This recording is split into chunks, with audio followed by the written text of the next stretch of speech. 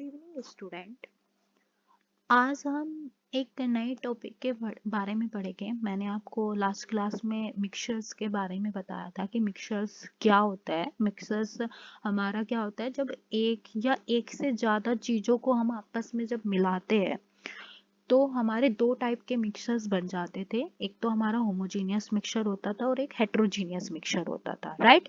तो अब अगर हमें उन मिक्सचर्स को, जो भी तुमने जैसे पानी के अंदर अगर तुमने सोल्ट डाला था, उसका जो होमोजीनियस सॉल्यूशंस जो बनाया था, अगर मैंने तुमसे बोला कि उन उन चीज़ों को आप सेपरेट आउट करो, मुझे सोल्ट्स अलग से निकाल के दो और वाटर अलग से निकाल के दो, तो उस चीज़ को हम कैसे सेपरेट आउट करेंगे, राइट। सेम इसी तरीके से होमोजीनियस मिक्सचर का है, हेट्रोजीनियस मिक्सचर का है, सॉरी। हेट्रोजीनियस मिक्सचर्स में हमारा क्या था कि चीज़ें हमें विजिबल थी, हमारी आंखों से हमें दिख रही थी। भाई जैसे तुम्हारा क्या हो गया, दाल में जो कंकर वगैरह वो तुम्हें विजिबल है, राइट।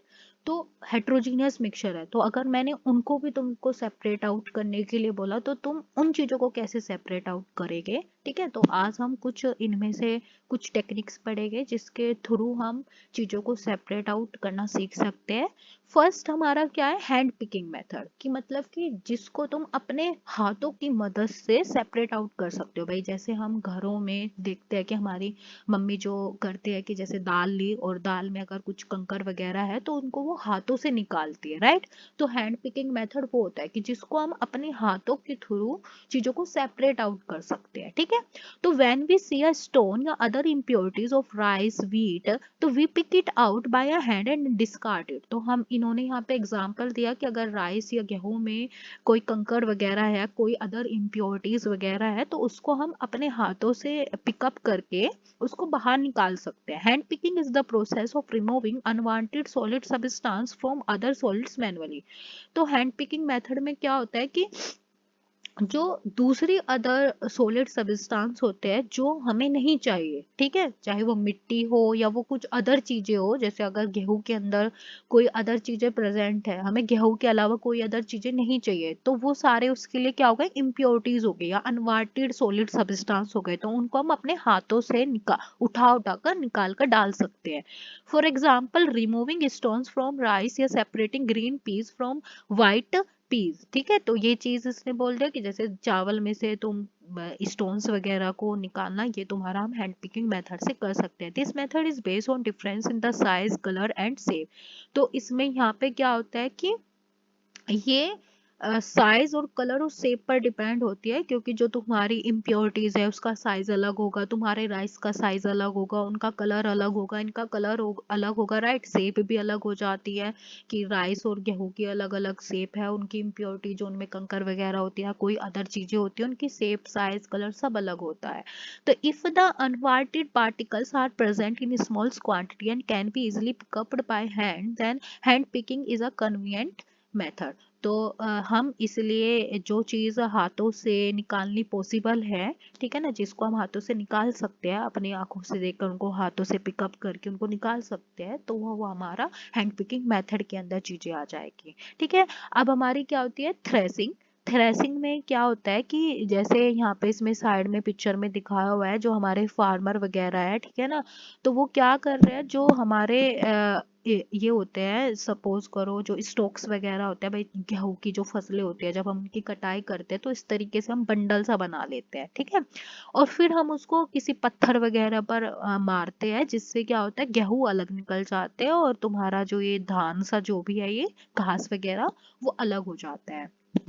तो grains are separating from stalks through the processing of threshing. तो हम अपने मतलब गेहूं को, ग्रेन्स को हम स्टॉक्स में से अलग करते हैं, ठीक है। तो उस प्रोसेस को हम थ्रेसिंग बोलते हैं। In this process the stalks are beaten to separate the grain from the stalk and the chaff that cover the grain, ठीक है। तो इस प्रोसेस में क्या होता है कि स्टॉक को हम मारते हैं, मतलब एक तरीके से एक पत्थर पे हम मार रहे हैं, जैसे यहाँ पे इस पिक्चर में दिखाया हुआ है, और उसमें से गेहूं को अलग कर लेते हैं, भाई ग्रेन्स हमारे अलग हो जाएंगे हमारे स्टॉक्स में से, ठीक है। This method of separating is based on the fact of stalks of crop plant and chaff are soft material while the grain are hard. तो इस मेथड में क्या होता है कि जो हमारे ये होते हैं स्टोक होता है वो हमारा सॉफ्ट मटेरियल होता है, ग्रेन हमारे हार्ड होते हैं, तो जिससे हमारे मतलब ग्रेन पर भी कोई इफेक्ट नहीं होता कि भाई वो टूट जाए या इस तरीके से कुछ हो जाए, तो वो आसानी से हमारे स्टोक्स में से जो है वो उसमें से सेपरेट आउट हो सकते हैं। Since the stalks and chaff are soft they break into pieces when beaten whereas the hard grain remains unaffected. ठीक है, हमारे जो ग्रेन्स हो गए उस पर कोई भी असर नहीं होगा कि हम उसको किसी पत्थर पे मार रहे हैं तो वैसे मतलब कि टूटेगा नहीं, उसका चूरा नहीं होगा। लेकिन जो तुम्हारी स्टाक्स वगैरह थी या काफ जो होते हैं वो तुम्हारे सॉफ्ट होते हैं, तो उनका मतलब छोटे छोटे वो पीसेस में डिस्ट्रीब्यूट भी हो सकते हैं जो तुम्हारे ग्रेन के साथ मिक्सअप हो जाएंगे। ठीक है, उनको हम फर्दर आके जाके सेपरेट आउट कर सकते हैं। In rural areas, threshing is sometimes done with the help of animals such as oxen, which is are made to walk over the snow. पुराने टाइमिंग पे मतलब कि गांव में मोस्टली गांव के लोग क्या कराते हैं कि जो तुम्हारी जैसे फसल वगैरह है उनको ऐसे धरती पे बिछा देते हैं। ठीक है, और उन पे फिर बैल वगैरह जो होते हैं उसको चलवाते हैं, जिसके कारण क्या होता है कि जो ग्रेन्स होते हैं वो तुम्हारे स्टोक्स में से सेपरेट आउट हो जाते हैं। Nowadays, threshing machines known as thresher are commonly known for this purpose. आज के टाइमिंग पे हम मशीनें भी यूज करने लगे हैं। ठीक है, हमें एनिमल्स के थ्रू या अपने आप कुछ नहीं करना होता, मशीन्स में वो चीजें डाल देते हैं जिसके कारण हमारे ग्रेन्स अलग हो जाते हैं और स्टॉक्स अलग हो जाते हैं। ठीक है, इस प्रोसेस को हम थ्रेसिंग मेथड बोलते हैं। Next method is winnowing method. ठीक है, तो जो हमने ये थ्रेसिंग की प्रोसेस किया उसमें क्या हुआ, जो स्टॉक्स वगैरह थे उनके मतलब जो वो छोटे छोटे चूरा भी हो गया था उनका। ठीक है, वो तुम्हारे आके ग्रेन्स के साथ ही मतलब आके मिल गए थे। ठीक है, तो अब मुझे वो ग्रेन में से वो जो स्टॉक का जो चूरा हुआ था उस चीज को भी सेपरेट आउट करना है, तो वो हम किस चीज से कर सकते हैं, विनोइंग मेथड से कर सकते हैं। This method of separating heavier and lighter component of the mixture using wind and blowing is air is called winnowing. तो इसमें क्या होता है कि जो हैवियर पार्टिकल्स होते हैं जैसे कि तुम्हारे ग्रेन, ठीक है ना, वो उनका वजन ज्यादा होता है तो वो हैवियर हो गए। लाइटर तुम्हारे क्या हो जाएंगे, जो स्टोक्स वगैरह है वो हल्के होते हैं। तो उन दोनों को हमें सेपरेट आउट करना है, तो हम यहाँ पे क्या करेंगे, हवा के थ्रू हम उस चीजों को सेपरेट आउट करते हैं। जैसे तुम इस पिक्चर में देख सकते हो कि ये लेडी जो है वो खड़ी हुई है, ऊंचे ऊंचाई पर खड़ी हुई है, और ऊपर से ऐसे झरने से जो है ये जो बैम्बू ट्रे होती है उसमें तुम्हारा वो ग्रेन और वो स्टोक का मटेरियल लिया हुआ था और उसको ऐसे छान रही है। ठीक है, तो हवा के थ्रू क्या होगा कि जो लाइटर चीज है वो उड़ उड़ कर क्या हो जाएगी, वो अलग से एक जगह इकट्ठी हो जाएगा। जो तुम्हारे हैवियर पार्टिकल है वो नीचे सेटल डाउन हो जाएगा और वो अलग से क्या हो जाएगा, अलग से इकट्ठे हो जाएंगे। ठीक है, तो ये तुम्हारा सपोज करो ये तो तुम्हारे ग्रेन्स है जो हैवियस पार्टिकल्स है, और ये तुम्हारे क्या है, लाइटर पार्टिकल्स है जो हमारे क्या आ जाएंगे, स्टॉक्स वगैरह आ जाएंगे। ठीक है, तो farmer use this method to separate a mixtures of grain and husk. तो यहाँ पे क्या होता है कि जो हमारे फार्मर्स लोग होते हैं तो वो ग्रेन और हस्क इन्होंने इसी चीज को कहा है कि जो स्टोक का ये जो छोटा छोटा पीसेस आके मिल गए थे तो उस चीज को सेपरेट आउट करने के लिए फार्मर इसी मेथड का यूज करते हैं।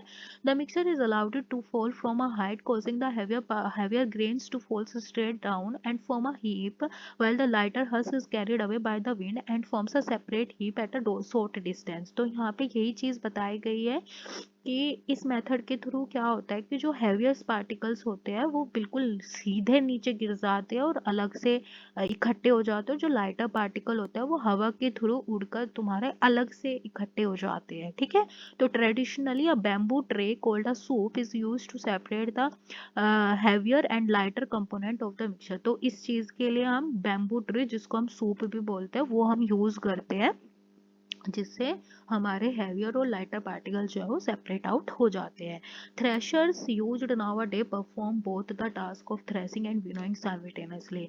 जो हमने थ्रेशर मशीन पढ़ी है तो वो विनोइंग और थ्रेसिंग का काम दोनों ही एक साथ कर देता है। ठीक है, अब हमारा है लास्ट टॉपिक जो है वो है सीविंग। ठीक है, सेविंग में क्या होता है, छानना। ठीक है, जो हम जैसे घर में आटा आटा छानते हैं, ठीक है, तो हमारा क्या होता है, जो आटा होता है वो नीचे निकल जाता है, छन्नी से निकल निकल नीचे निकल जाता है, लेकिन जो वो भूर वाला पार्ट होता है वो ऊपर ही रह जाता है। ठीक है, तो उस मेथड को हम क्या बोलते हैं, सीविंग बोलते हैं। ये मेथड हम वहां पे भी यूज करते हैं, जैसे हमारा क्या था, कंस्ट्रक्शन का वो करना है, मुझे सैंड को छानना है, तो जो उसमें सैंड होता है वो तो नीचे निकल जाएगा, लेकिन जो उसमें कंकर वगैरह मिली होगी तो वो ऊपर ही उसमें में रह जाती है, राइट। तो this method is preferred when the component of a mixtures differ in size। तो यहाँ पे क्या होता है, ये मेथड हम तब चूज करते हैं जब साइज में फर्क होता है, कोई किसी का साइज बड़ा है किसी का साइज छोटा है, तो उसके लिए। For example coarse particle of bran can be separated from the flour by sieving. तो ये वही चीज है जो मैंने बताया कि आटे में से मुझे जो बूर होता है जिसको हम बोलते हैं बूर, उस चीज को हमें सेपरेट आउट करना है, तो हम सीविंग मेथड से ही इस प्रोसेस को कर सकते हैं। In this process a mixture is pass through a sieve which has hole that allow certain materials to pass through while the larger particles remain in the sieve। तो इसने यही बोला कि उसमें मतलब कि छन्नी के अंदर तुम्हारे छोटे छोटे होल्स होते हैं जिसके कारण हमारे जो है अ, जो चीजें उस होल में से पास आउट हो सकती है वो चली जाएगी, लेकिन जो चीज उसके साइज से बड़ी है वो तुम्हारी छन्नी के ऊपर ही रह जाती है। Sieving is also use to remove fine sand particle from rice and wheat grain. ठीक है, अगर सपोज करो अ, चावल वगैरह में या गेहूं वगैरह में कुछ मिट्टी वगैरह मिली हुई है, ठीक है, तो हम सीविंग के मेथड से ये चीज कर सकते हैं कि जो मिट्टी वगैरह होगी वो छन के नीचे आ जाएगी, लेकिन जो राइस और व्हीट होगा वो ऊपर रह जाएगा। It is also use to separate sand gravel at the construction site. मतलब वही है कि अगर हम कंस्ट्रक्शन साइट पे हम सैंड और ग्रेवल को अलग अलग करना हो तो हम वहां पे भी सीविंग मेथड ही यूज करते हैं। ठीक है, थैंक यू।